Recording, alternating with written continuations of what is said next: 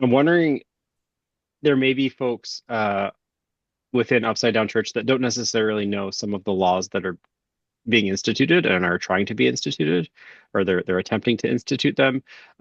Could you tell us a little bit more, just so that folks know, and how that might shape people's lives? I know that there's issues around folks that are imprisoned. Mhm. Yeah, could you speak Yes. to some of that a little bit, just so that people know what's going on? Absolutely, absolutely. Well, let me start with a couple of the things that we've seen in other states, and then I'll talk about national, and I'll bring it back down to our local level. So, for example, in just in Florida, in the last couple of days, a federal judge ruled in favor of Florida's practice of forcibly detransitioning prisoners in their prison systems.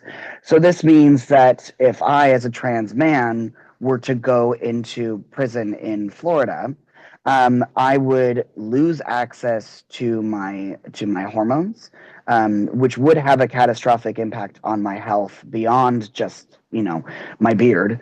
I would likely not be able to get, I probably wouldn't be able to wear my binder. And as somebody that has not had, I have not had what's called top surgery. That's obviously a problem for me. These are examples of that. Same things with trans women going into those spaces. They would have their hormones taken away. They wouldn't be allowed to shave their beard. And in some of these spaces, we're even seeing forced therapy, like forced conversion therapy, being foisted upon these prisoners.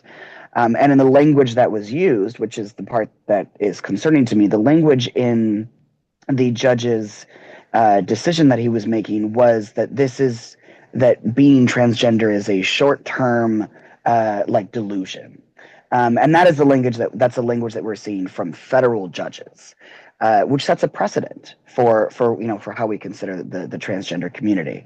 We are also seeing Nancy Mace, who is a congresswoman in D.C., had pushed for a a bathroom ban. So within the Capitol building, transgender people are required to use the bathroom that aligns with the organs they had at birth. And this doesn't just impact there was we had our first transgender congresswoman that was elected. Um, but of course, this doesn't just impact that congresswoman. It also impacts all of the staffers, and it also impacts all of the visitors. If I were to go to our nation's capital, whether for political reasons or for pleasure, I would be required by law to use the women's bathroom. And if I did not, I could get arrested.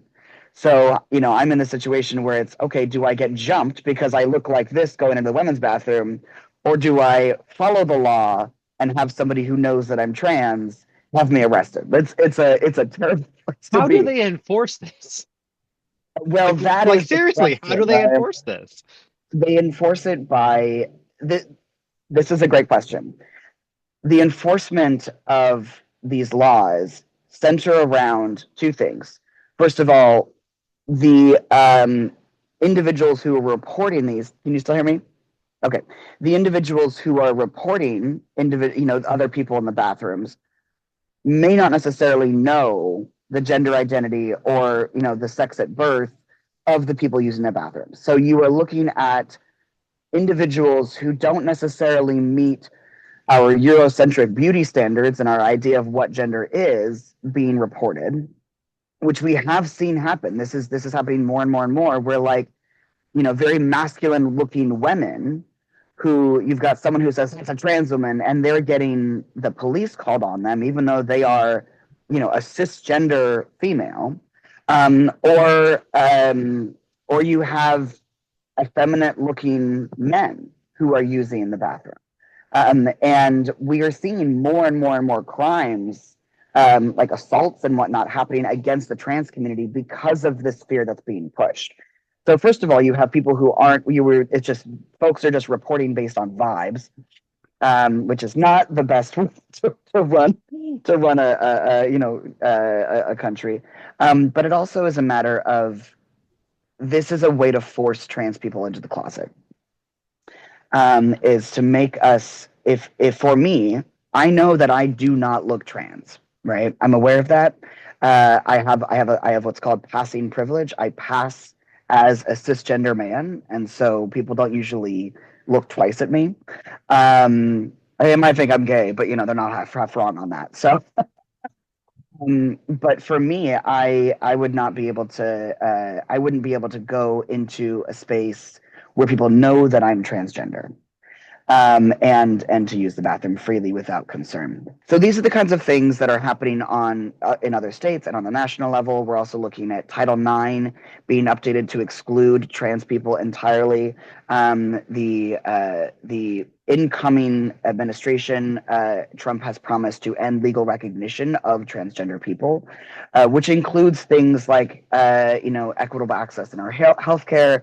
It includes things like our driver's licenses. These are things that your identification impacts your ability to get housing, to get a job, to leave the country, all of these things. Now, when it comes to local politics, we do have some leaders in our local spaces who are trying to pass laws that impact the LGBTQ community, especially the trans community. In South Orange County, we have a legislator who is Kate Sanchez. She's a new legislator, and she has introduced a bill called the Save Girls Sports Act, which would restrict trans girls, not trans boys, because it's just misogyny, but it would restrict trans girls from competing in girls' sports in like middle school and high schools, including private and charter schools. I spoke to her legislative staffer, and she actually acknowledged that if the Title IX updates go through, it would make her law redundant or her bill redundant, and she would withdraw the bill. So this is something that they're expecting to impact California schools. And then, of course, we are seeing, the concern. This is something that we're seeing in our local school boards. We may even see things like the Huntington Beach City Council choosing to copy that Nancy Mace law, where it's for the Capitol building. We may see the Huntington Beach City Council trying to pass bills or trying to pass ordinances that would restrict, that would have bathroom bans for city property. Now they don't have the ability legally to do that. It would violate the California Constitution. However, they've shown that they have no problem passing laws that go against the California Constitution. And so, in the meantime, between those ordinances being struck down and then being passed, there are a lot of people that could get hurt in the meantime. I know that was a long answer, but there's a lot to it. Well, you touched on something that I think is a bigger picture of this when you talked about how it will be enforced. Mm-hmm. This is the idea that it would be individuals lifting this up is not a bug, it's a feature. It's part of the Yeah. plan. It's sort of like the abortion law in Texas, where it Mm-hmm. elevates vigilantism, it Yeah. rewards cruelty, it endorses this act of really violence against Mm-hmm. people, and I think that's part of the bigger picture of what's going on here, is that when we talk about freedom of speech, it's they're really saying freedom of speech to be a bigot, freedom of speech to practice verbal violence and cruelty. And this is, I think, the movement that we're coming into. And there's all sorts of excuses that are made. The usual cry is protect our children. You Mm-hmm. know, and the statistics in terms of where abuse happens with children. It's not from trans folks. It's not from gay folks. It's from at least straight presenting white men. And that's just statistically the truth. But but it's not because we still don't want to be anti-masculine, anti-man. We have to go ahead and use this as an excuse. It really is. It's using this. It's using our children Mm-hmm. in this way. And when you end up attacking children in the name of protecting children, Hmm. It's just it really is backwards, and it is reinforcing and rewarding cruelty.